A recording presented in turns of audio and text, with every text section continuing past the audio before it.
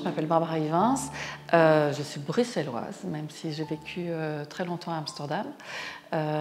J'ai fait l'IEX, donc je ne comptais pas me lancer dans une pratique artistique. J'ai travaillé assez longtemps dans la distribution de films et dans la production.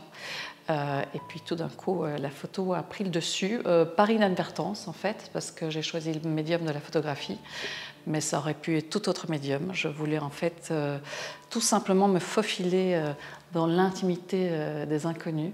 Ma pratique en fait est vraiment, je suis vraiment portraitiste.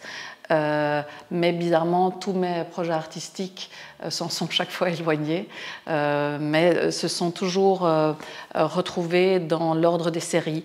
Ce projet assez particulier a commencé en 2015, c'est suite à un divorce assez violent.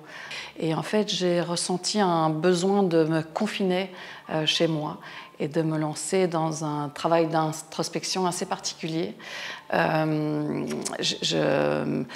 fait, à la base, j'ai beaucoup déménagé et j'étais vraiment fatiguée de rassembler à chaque fois tous ces objets. Et donc j'ai vraiment voulu me confronter au volume de ces possessions dans ce monde qui pour moi est quand même très compliqué, sur lequel j'ai aucune prise. Les personnes disparaissent, les personnes meurent et en fait les objets sont mes références stables. D'une certaine manière, ils me protègent. Bien entendu, ce n'est pas l'objet qui est important, c'est tout ce que l'objet incarne. En tout cas, quand moi je regarde un objet que j'aime, je ne vois pas spécialement l'objet matérialisé, je vois une période de ma vie, une personne disparue, une odeur.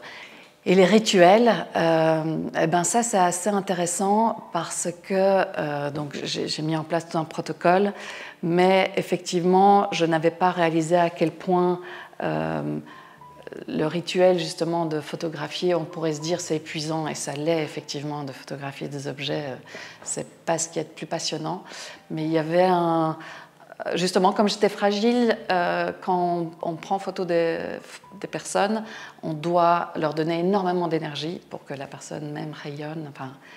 Et moi, je n'étais plus capable, je crois. Et tandis qu'avec l'objet, justement, il y a tout ce silence qui nous permet justement de...